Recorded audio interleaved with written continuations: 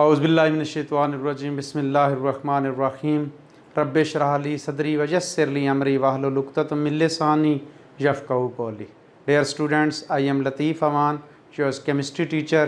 बेटा आज हम chemistry first year chapter number 1 basic concepts में अपना सेकंड कंसेप्ट मालिक्यूल को डिस्कस करेंगे।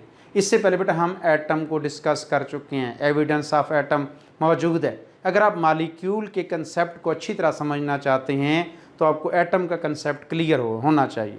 अगर बेटा आपने पिछली वीडियोस मेरी देखी हैं तो वेल डन, अगर नहीं देखी तो एक दफ़ा आप लाजमी एटम, एविडेंस ऑफ एटम ज़रूर देख लेंगे ताकि इस टॉपिक के एंड पर आप डिफ्रेंशिएट कर सकें एटम और मालिक्यूल को। जी बच्चों, हम मालिक्यूल को डिफ़ाइन करते हैं, हम कहते हैं the smallest particle of pure substance.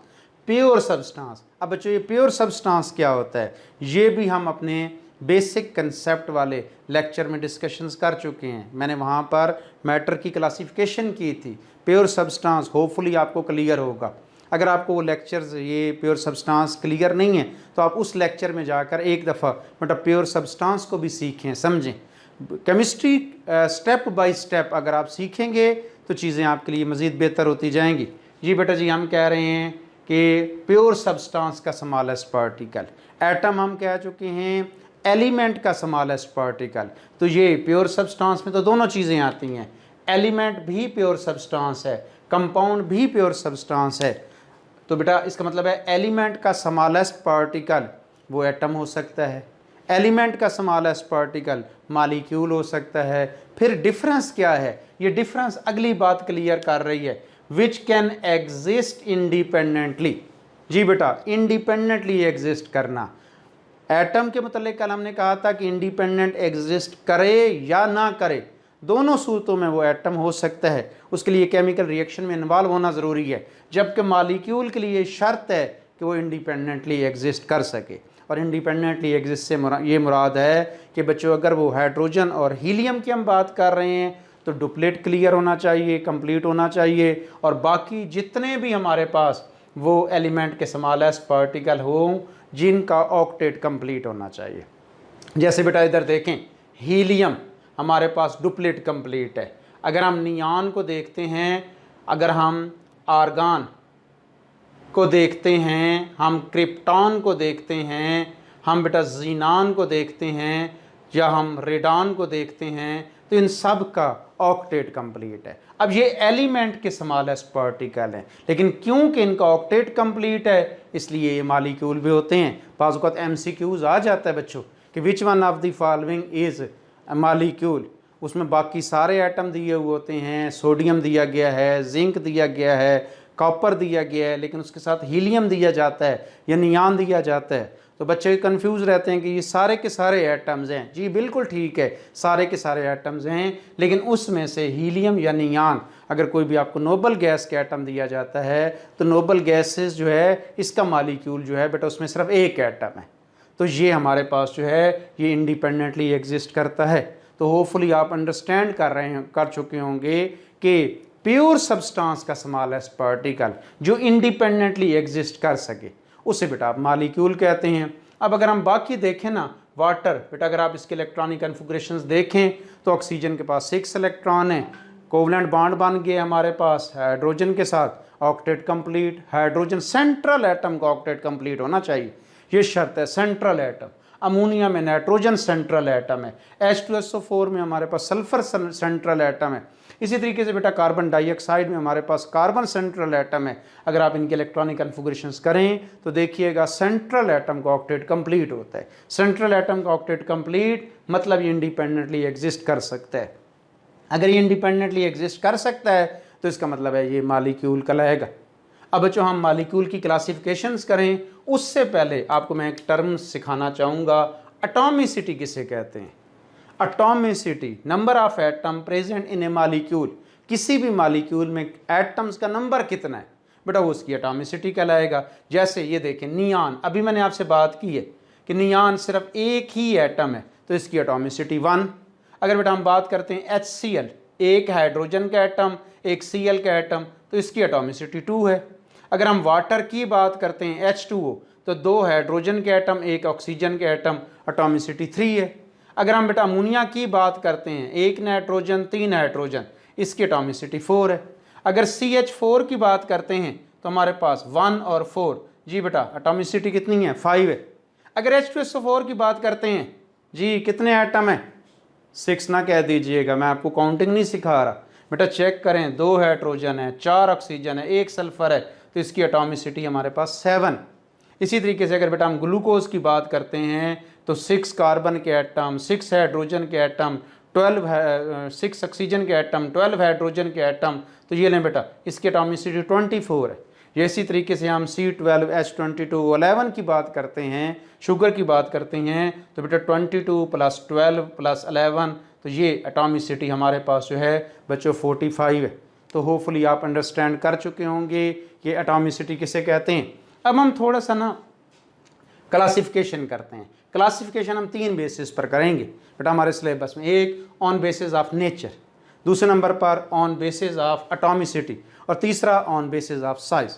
तो सबसे पहले हम ऑन बेसिस ऑफ नेचर की बात करते हैं। तो हम नेचर की बेस पर मालिक्यूल को बेटा 2 काइंड्स में डिवाइड कर सकते हैं, 2 क्लासेस बना सकते हैं। एक को हम लोग कहते हैं होमो एटॉमिक मालिक्यूल। होमो, आप जानते हैं होमो का मतलब होता है सेम, सेम एटॉमिक, तमाम के तमाम सेम काइंड ऑफ एटम है। ऐसा मालिक्यूल जिसमें which contain same kind of atom, one kind of atom. इधर देखो बेटा हमारे पास हीलियम, ये हमारे पास होमो एटॉमिक मालिक्यूल है, सारे के सारे हीलियम। अगर हमारे पास हीलियम एलिमेंट मौजूद है उसमें सारे के सारे हीलियम के एटम है। ये इसी तरीके से बच्चों मैं अगर आपसे कहता हूँ कि आपके पास जो है वो O2 है, ये लें जी आपके पास होमो एटॉमिक मालिक्यूल है। अगर बेटा मैं आपसे कहता हूँ O3 है, ये हमारे पास होमो एटॉमिक मालिक्यूल है। जितने भी एटम हों वो सेम काइंड के हों, P4 है, S8 है, इस तरह जितना भी कोई भी मालिक्यूल जो इंडिपेंडेंटली एग्जिस्ट कर सके, शर्त ये है, और उसमें जितने भी एटम हैं वो सेम काइंड ऑफ एटम है, तो हम उसे होमो एटॉमिक मालिक्यूल कहेंगे। आगे चलते हैं बेटा हेट्रो।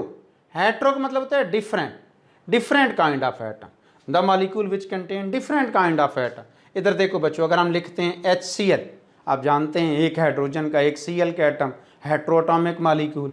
अगर हम लिखते हैं H2O, हेट्रोएटॉमिक मालिक्यूल। अगर हम लिखते हैं NH3, हेट्रोएटॉमिक मालिक्यूल। हम लिखते हैं H2SO4, हेट्रोएटॉमिक मालिक्यूल। तो वो मालिक्यूल जिसमें हमारे पास बेटा डिफरेंट काइंड ऑफ एटम है उसे हम होमो एटॉमिक मालिक्यूल कहते हैं। सेम काइंड ऑफ एटम है homo atomic molecule, different kind of atom है हेट्रोएटॉमिक मालिक्यूल। आगे आ जाएं जी, on the basis of atomicity.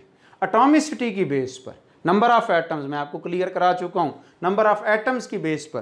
तो ऐसा मालिक्यूल जिसमें सिर्फ 1 एटम हो, ओनली 1 एटम, मानो एटॉमिक। जैसे बेटा इधर देखें, हीलियम है, नियान है, आर्गान है, क्रिप्टॉन है, जीनान है, रेडान है, जितनी नोबल गैसेज हैं इनके मालिक्यूल सिर्फ एक एटम पर मुश्तमिल होता है।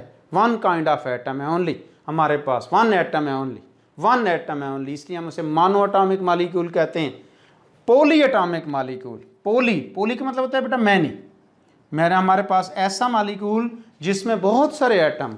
अब बहुत सारों से क्या मुराद है, 2 और मोर, 2 और मोर, 2 या 2 से ज़्यादा जितने भी एटम्स होंगे एक मालिक्यूल में हम उसे पॉली एटॉमिक मालिक्यूल कहेंगे। जैसे बेटा इधर देखें, मैं अगर आपसे कहूँ ना कि हमारे पास H2 है, अब H2 में 2 एटम हैं तो हम इसे डाई एटॉमिक मालिक्यूल कहेंगे। ये पॉली एटॉमिक तो है ही है, पॉली एटॉमिक है, 2 और मोर एटम्स हैं, लेकिन हम इसे डाई एटॉमिक भी कहेंगे।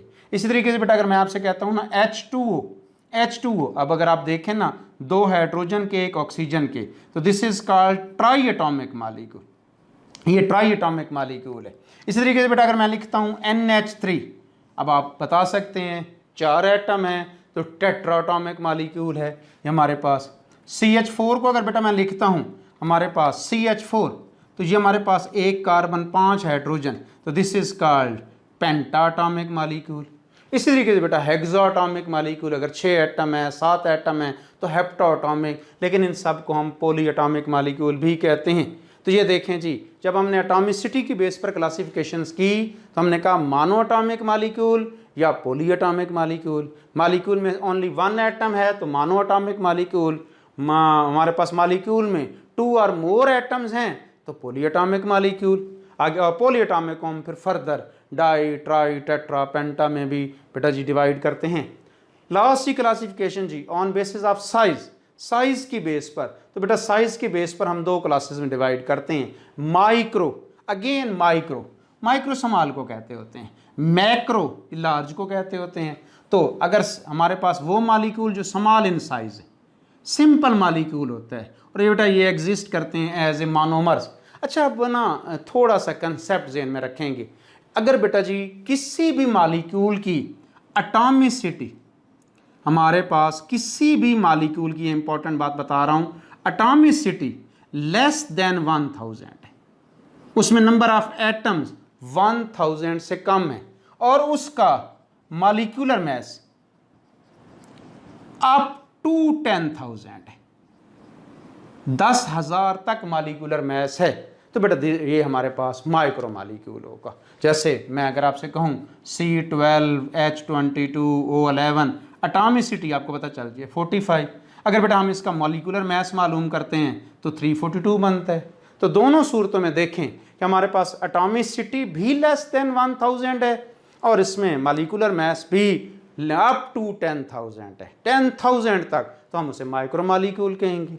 अब आते हैं जी macro, large, large in size, they are big in size, having large number of atom, मतलब वही बात बेटा जी, या उसकी एटॉमिसिटी हमारे पास एटॉमिसिटी मोर देन 1000 है, 1000 से ज़्यादा है, और इसका मॉलिक्यूलर मास बेटा जी हमारे पास जो है वो 10,000 से मोर है, 10,000 से ज़्यादा है, तो उसे हम मैक्रो मॉलिक्यूल कहेंगे। जैसे बेटा हीमोग्लोबिन है, जैसे क्लोरोफिल है, जैसे हमारे पास कोलेस्ट्रॉल है, तो ये हमारे पास जो है वो मैक्रो मॉलिक्यूल्स हैं। अच्छा बेटा मैक्रो मॉलिक्यूल्स में से ना हीमोग्लोबिन की थोड़ी सी डिटेल हमारी बुक में शामिल है, तो बाजू का तो ये शॉर्ट आंसर क्वेश्चन भी आ जाता है, व्हाट इज़ हीमोग्लोबिन। तो हीमोग्लोबिन मतलब ये 5 बातें आपने याद रखनी है। नंबर 1 बेटा जी ये ब्लड प्रोटीन है, ब्लड प्रोटीन है।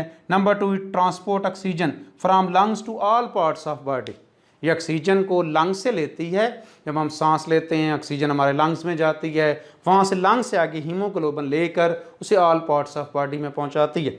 तीसरे नंबर पर बेटा each molecule made up of 10,000 atom, देखें 10,000 एटम है इसलिए हम इसे मैक्रो मॉलिक्यूल कह रहे हैं। फोर्थ वन ये बाजुकात MCQs भी बनता है, याद रखिएगा जी, हमारे पास हीमोग्लोबिन का एक मॉलिक्यूल 68,000 टाइम हैवियर है हाइड्रोजन एटम से, हाइड्रोजन एटम से बच्चों 68,000 टाइम हैवियर है। और last one it contain carbon, hydrogen, oxygen, nitrogen and iron, इसमें हमारे पास कार्बन, हाइड्रोजन, ऑक्सीजन, नाइट्रोजन और आयरन होता है। अच्छा बेटा अब ना एक छोटी सी बात जो आप लोगों के लिए बड़ी ज़्यादा मुफीद है, ज़हन में रखिएगा, क्लोरोफिल में और हीमोग्लोबिन में सिर्फ और सिर्फ सेंट्रल एटम का डिफरेंस है। अगर सेंट्रल एटम आयरन है, बाकी इर्द गिर्द कार्बन, हाइड्रोजन, ऑक्सीजन, नाइट्रोजन है, तो ये हीमोग्लोबिन का मॉलिक्यूल है। लेकिन अगर सेंट्रल एटम आयरन की जगह मैग्नीशियम आ गया, ये स्ट्रक्चर्स भी अभी आप देख लेंगे, आप उसमें देखिएगा कि हीमोग्लोबिन में और क्लोरोफिल में जो डिफरेंस है वो जस्ट सेंट्रल एटम का है। अगर सेंट्रल एटम आयरन है तो वो हीमोग्लोबिन का मॉलिक्यूल है, अगर सेंट्रल एटम मैग्नीशियम है तो वो क्लोरोफिल का मॉलिक्यूल है। दोबारा देखें जी, मैंने आपको कहा है micro molecule, macro molecule, size की बेस पर क्लासिफिकेशन। हमने कहा ये बात बड़ी इंपॉर्टेंट है, अगर उसकी एटॉमिसिटी 1000 से लेस है और उसका मॉलिक्यूलर मास अप टू 10,000 है तो बेटा वो माइक्रो मॉलिक्यूल। अगर उसकी एटॉमिसिटी 1000 से ज़्यादा हो गई है, 1000 से ज़्यादा हो गई है, या उसका मॉलिक्यूलर मास हमारे पास 10,000 से ज़्यादा हो गया, तो दोनों सूरतों में बेटा वो हमारे पास मैक्रो मॉलिक्यूल बन जाएगा। उम्मीद है आपको मेरी बातें समझ आई होंगी। अगर कहीं कंसेप्ट में प्रॉब्लम है तो basic concept, atom, evidence of atom, बेटा पिछले लेक्चर्स हैं वो ज़रूर देखिएगा। आपको अगर हमारी ये बातें अच्छी लगती हैं तो हमारे इस चैनल को भी सब्सक्राइब कीजिएगा, अपने दोस्तों के साथ भी शेयर कीजिएगा ताकि सब लोगों का भला हो। उम्मीद है आप लोग ठीक होंगे। अल्लाह पाक आप लोगों का हामी और नासिर हो। खुदा हाफिज़ बेटा जी।